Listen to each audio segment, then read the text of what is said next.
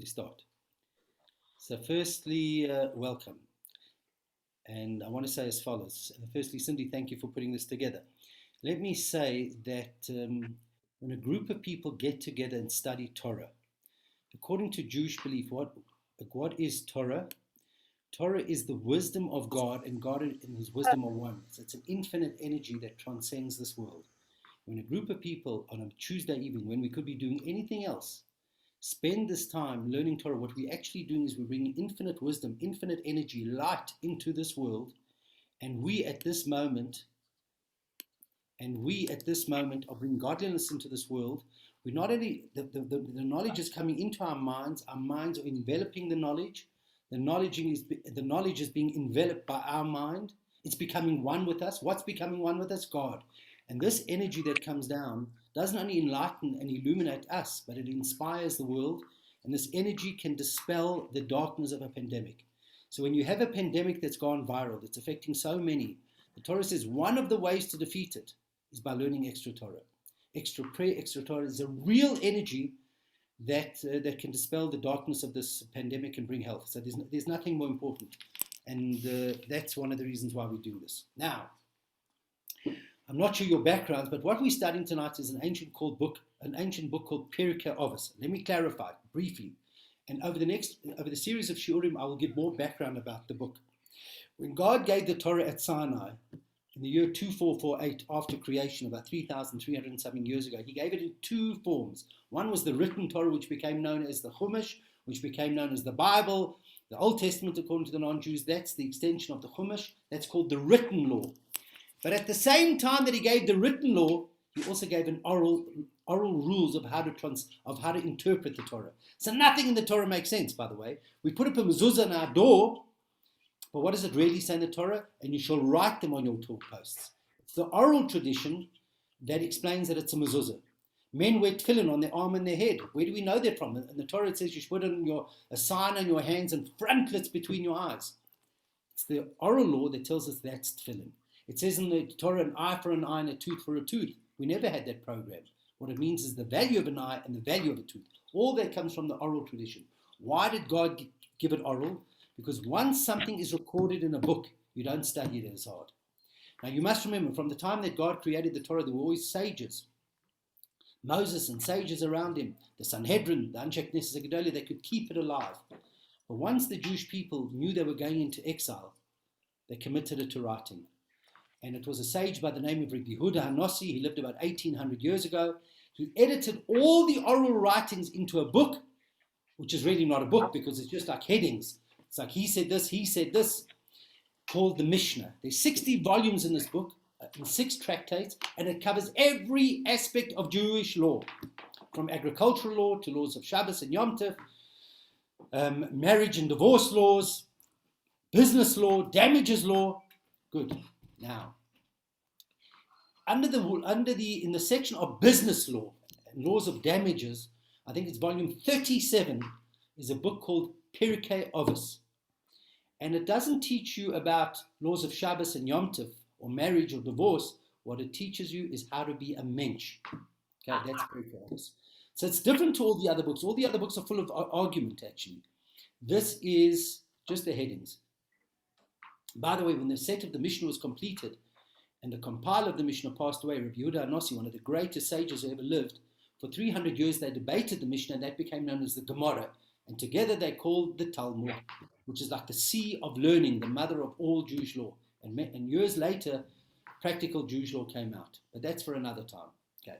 So we're learning a book called Pirkovis. It's that book that teaches you how to be a mensch. And why it's so beautiful is because what it teaches you is that at any age you can become a mensch. At any age you can transform your life. And the biggest tragedy of people are, they get to a certain age and they say, well, that's me. Nonsense, that's not you. You can fix up any bad habit. You can learn something new. It's never too late to learn. It's never too late to develop yourself. Okay? So we're going to learn through this book called Pirkovis. Our first goal is to get through the first chapter, which I think has 17 or 18 Mishnahs in it. And it is they seem so not relevant, so irrelevant, and yet when you learn them, you'll see how relevant it is. Okay, so we're going to learn the first one. I think I sent it to you on WhatsApp for people who don't have the book.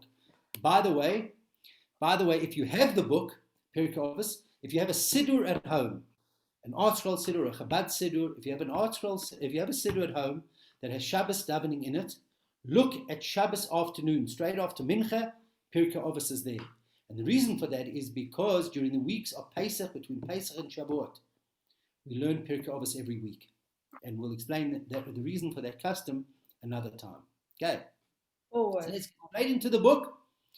And please, if I'm not clear, ask questions. I'm only going to keep you maximum 15, 20 minutes today. And let's go like this. So the first question, now you must remember when a translator translates, sometimes to make it clearer, he'll add in a word to give you the true meaning.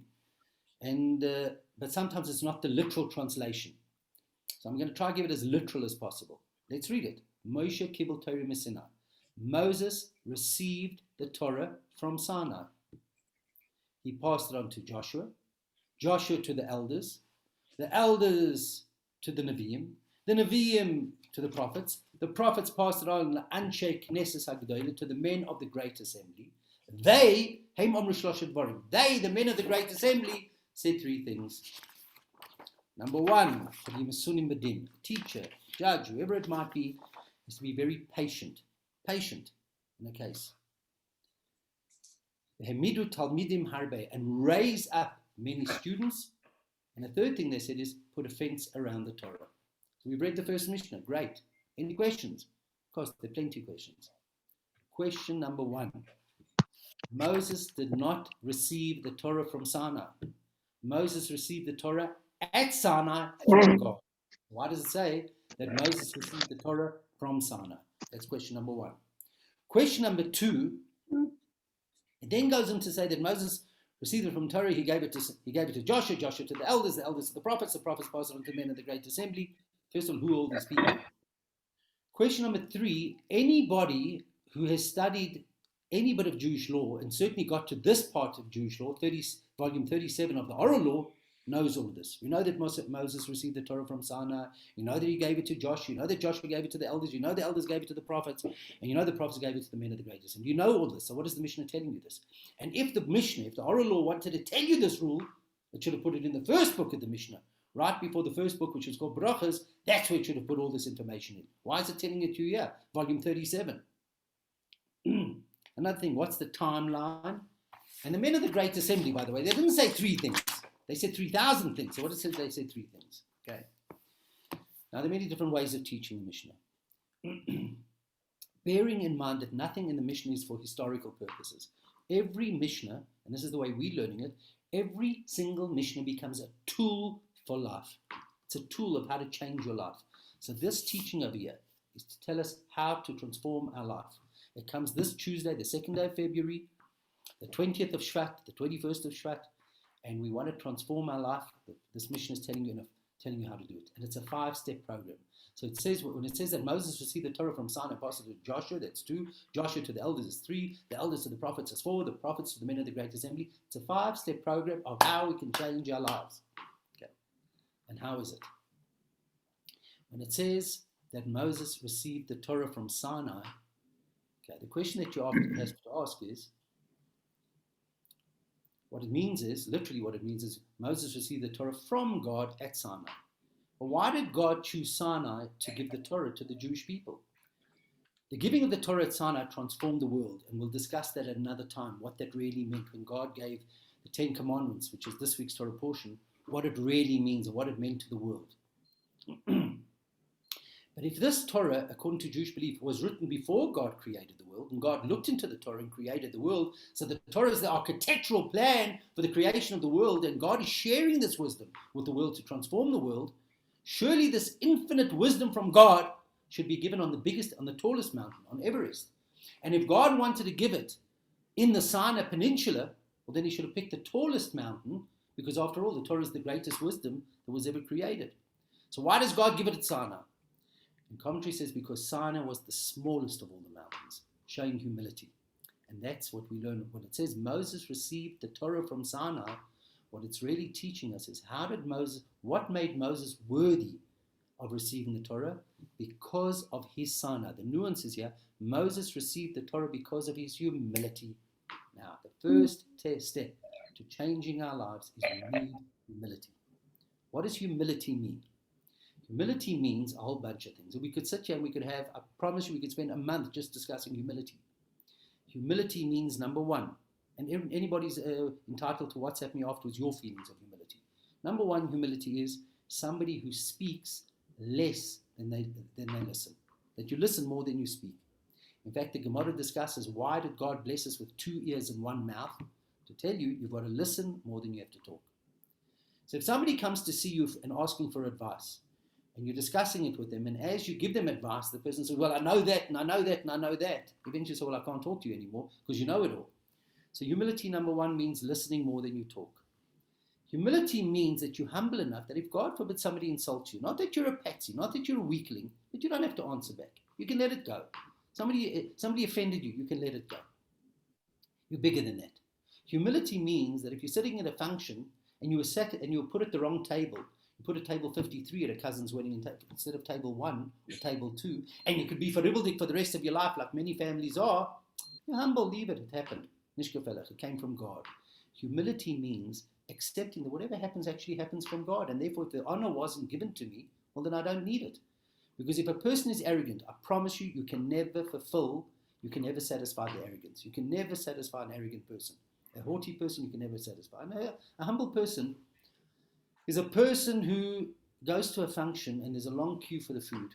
And he's the leader of the community, and he'll just stand there like everybody else. He doesn't think of himself as anything special.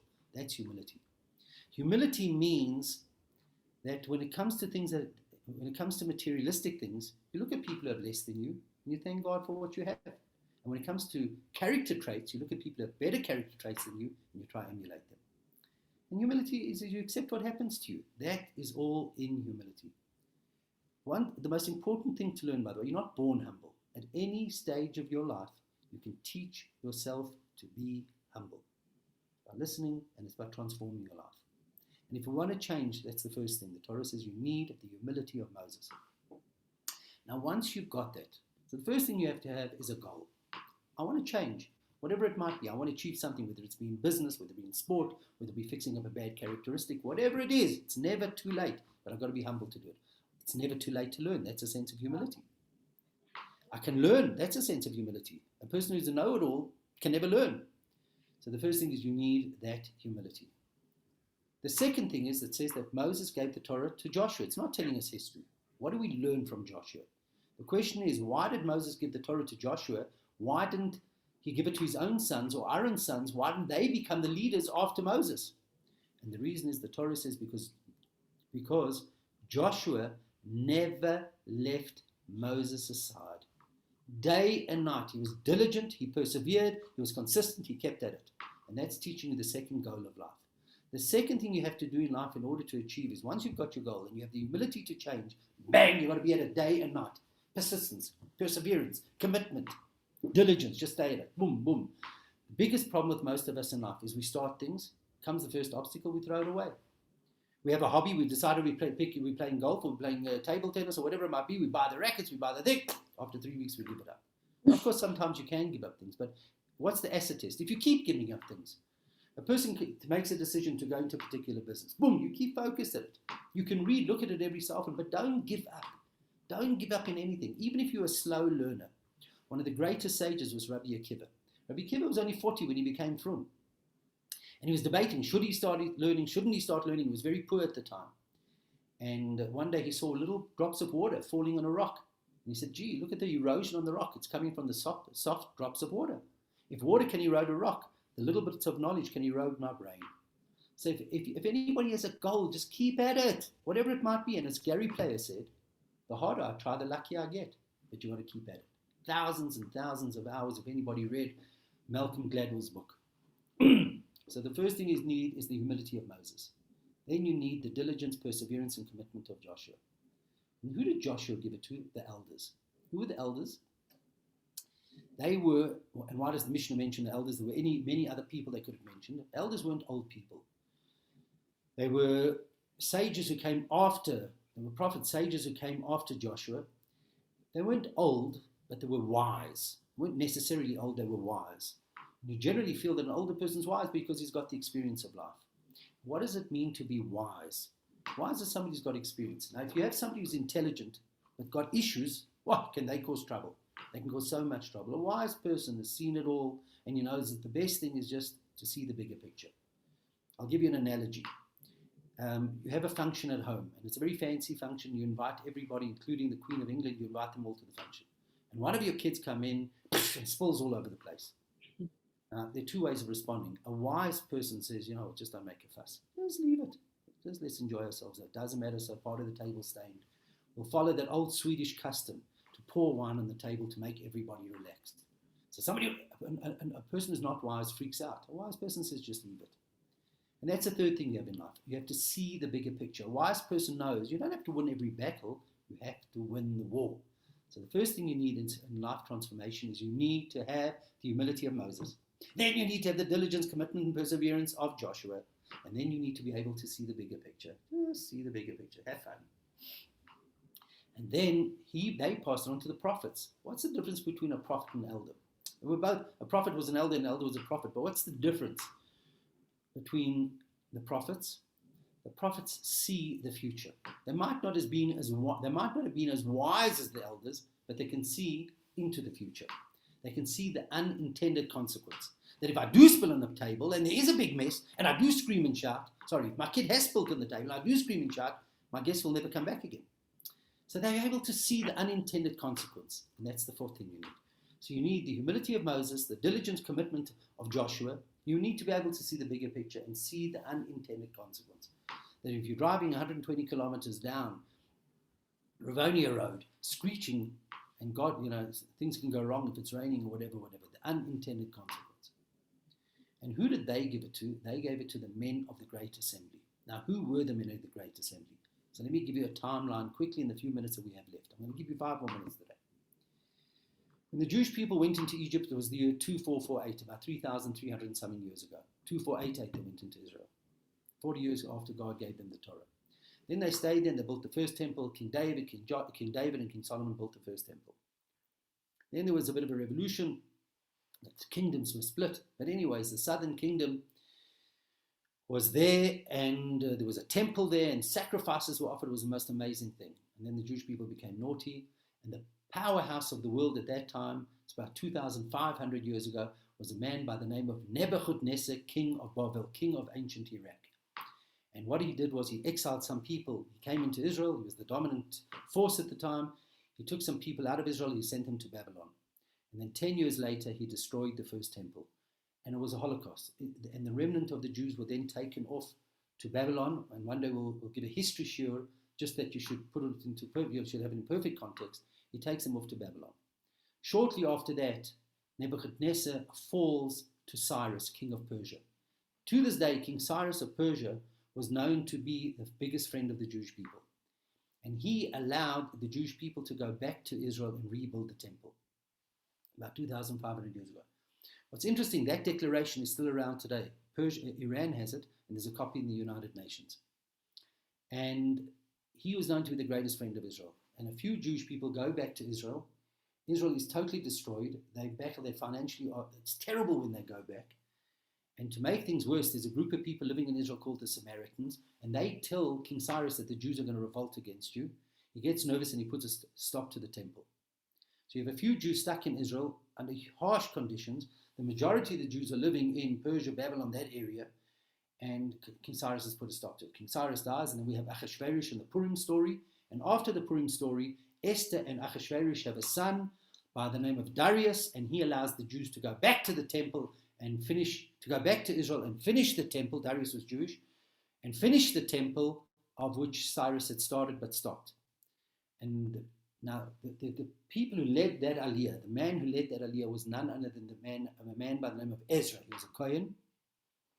He lived till 120, and it says that if he was as holy as Moses. And he comes back and he becomes the champion of the men of the Great Assembly. Because they come to Israel. Israel is destroyed. It's desolate. People are poverty-stricken. People had forgotten their religion. Remember, they'd been out of there. People forgot how to pray. People forgot how to do a whole bunch of things. And everything was mucked up. And he assembled 120 sages, and they made the men of the Great Assembly, and they rebuilt Judaism. Now, the famous Shmona Esra, the Amidah, the prayers that we have, all came from them. Because until then, prayer was like you could pray in your own way. Kiddush, Havdalah, they formulated our religion like we know it today. So why are they called great? They're called great because when they got to Israel, they could have criticized and gone back to Babylon. They rolled up their sleeves and made a difference. And that's the fifth step to changing your life. Make a difference. You can walk into a room, and if it's freezing cold, there are three ways you can respond to it. You can either criticize it, and that's grob. You can either go put on a jersey and warm yourself, that's selfish, or you can make a fire, dirty your hands and make a fire and make it warm for everybody. That was the men in the Great Assembly. So what does great mean? You can have all the knowledge in the world. If you're not sharing it, you're not great. You can have all the wealth in the world. If you're not sharing it, you're not great. Great is when you make a difference, and that's the fifth step in life. So you have to have the humility of Moses. You have to have the commitment, perseverance of Joshua. Keep at it. You have to always be able to see the bigger picture. You have to be able to see the unintended consequence like a prophet, and then you've got to make a difference around you. If you're bettering yourself and you're uplifting the world around you, then you're great. And that's the 5-step program to changing your life. And very briefly, let's just finish the mission. I'm going to keep you 2 minutes more. They said as this. They said as follows: if you want to make the Torah last, there are 3 rules. 3 things you've got to focus on. Number 1, you've got to be very patient. A judge can't just be flippant with law. You've got to look at things. Be very patient and be very deliberate, because you can't flirt with it, and you can't show people that you're flirting with it. You've got to be very, very patient until you come out with your law. That's number 1. Number 2, you've got to raise up many students. Now that seems simple, but it's not. Think about the teachers you had in school. I think there were 4 types of teachers. There was a teacher who didn't care. They were there for the salary. Then you had the teacher, number 2, who actually taught quite well, but only focused on the kids who were getting distinctions. Then you had the teacher who was a good teacher and taught everybody, but taught down to the kids. Great teacher. But the ultimate teacher was the teacher who taught students to become teachers. They made leaders, and that's what it's saying over here. Now, not everybody agreed with this, by the way, because some people felt you're only focusing on the clever.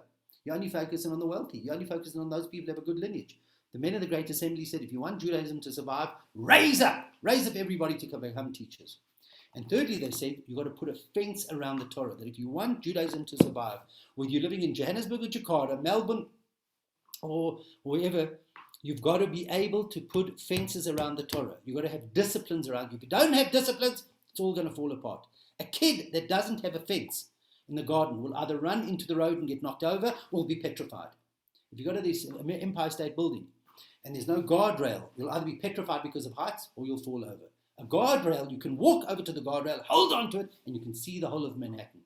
So in other words, a guardrail restricts you on the one hand, but gives you a sense of freedom. And if you don't have disciplines, eventually you're going to lose it all. And that's one explanation. And those are the 3 things that they felt. And it's very, very down to earth. And there's another explanation in putting a fence around the Torah. And that is a teacher teaching has to know when to put a fence around his words, or else he'll bore his students. So we'll stop there, and we'll learn the next Mishnah next week. If anybody has any questions, please WhatsApp me privately. And please, God, you should be blessed with the best week of your lives. See you next week. Thank you. Thank you.